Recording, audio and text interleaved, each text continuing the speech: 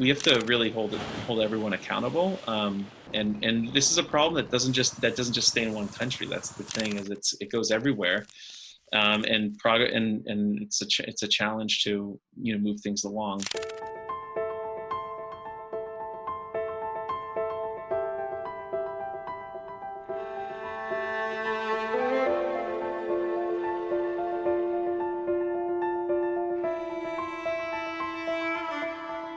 How much new medicines we are losing without cancer disease can be cured by one small piece of plant that can be lost tomorrow.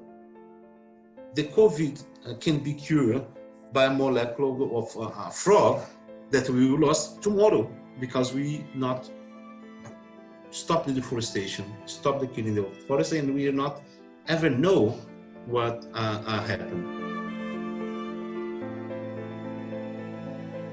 I think we're actually slowly killing ourselves right now already. And so that comes in many shapes and forms, right? And some of it we can see right now.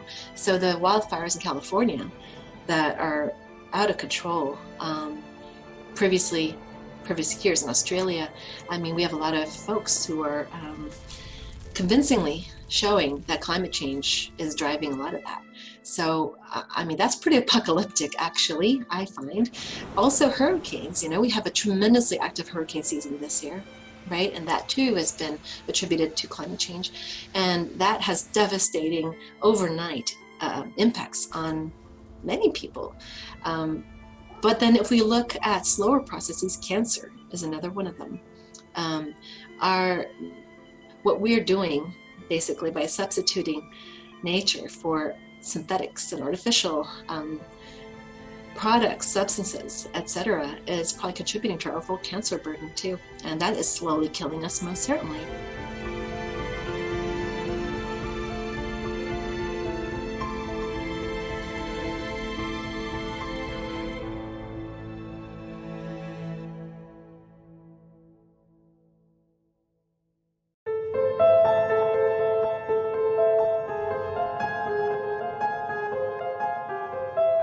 Pathogens are here, and they're a part of the ecosystem.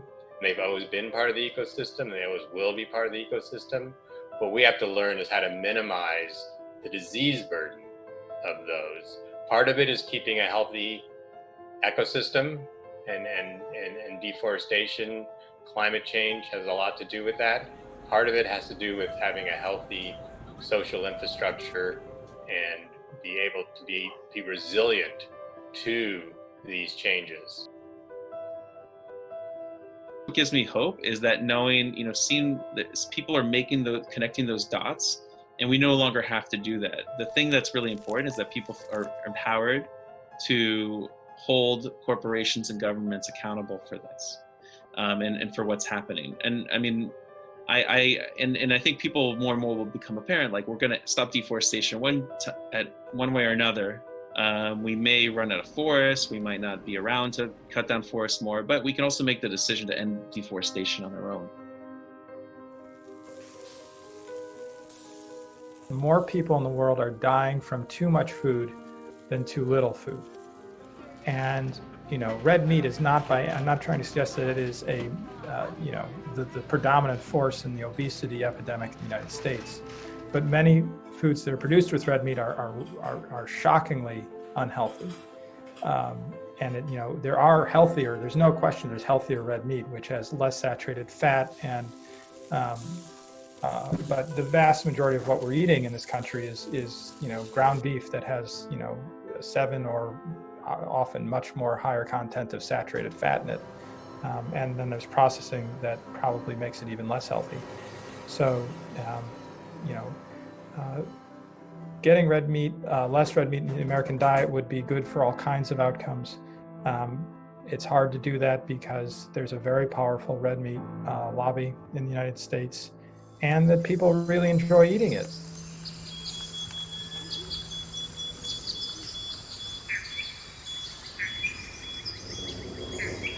With regards to the tropical rainforests, if you're sitting in Michigan and you don't have any plans right now to go there and to buy a whole big plot of conserved land, for example. Then some other things you could do. The red meat discussion that we had earlier, reducing meat consumption is influential. So cutting back on those kinds of consumption patterns will benefit your health as well as the planet's health.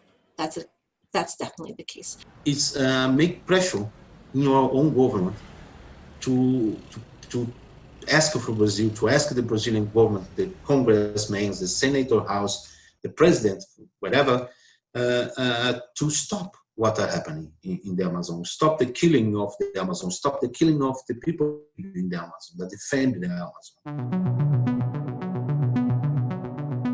Vote on these issues. Understand. If you're concerned about climate change, and this isn't just at the federal level. Let me be clear. Most of the action on climate change is happening in states right now, and so. What's heartening in places like Detroit, you see American car companies, they've got this. I mean, they're moving away from the internal combustion engine. They are electrifying fleets. But, we just learned that in Ohio, there's essentially a sort of mind-boggling story of a utility essentially doing backdoor dealing to protect coal-fired power plants to the tune of tens of millions of dollars. And, politicians need to be held accountable for that kind of stuff. Engaging in more active transportation, meaning walking or bicycling, will indirectly, but very tangibly though, impact the rainforests, because by doing so, we emit less CO2, right? We contribute less to climate change. Climate change, unfortunately, is driving deforestation as well by fueling fires even more. Initially, you were talking about deforestation and disease, and I think it is much broader than that. Deforestation is a big part of it, but it's really about the relationship between our ecosystem, how we affect and impact our ecosystem, and how that ultimately then impacts disease and disease transmission. We also have the ability to influence our legislators, our representatives, the people who are in our stead in government, right? So we can certainly write them, we can talk to them, we can engage them on the larger supply chain issues. We all make choices with how we spend our dollars in this country, and thinking about, are the people we're buying from actually doing stuff around carbon? Are they doing stuff around improving livelihoods? Are they investing in our communities? Or are they simply just trying to make a buck? We can influence companies too by letting them know that we will not purchase their products if they're of this mind. Or we can have a very similar but positive spin on it and say we would love to purchase their products if they were to consider sourcing other types of products, other types of ingredients. These are all things that are well within our power. We have tremendous power in that regard.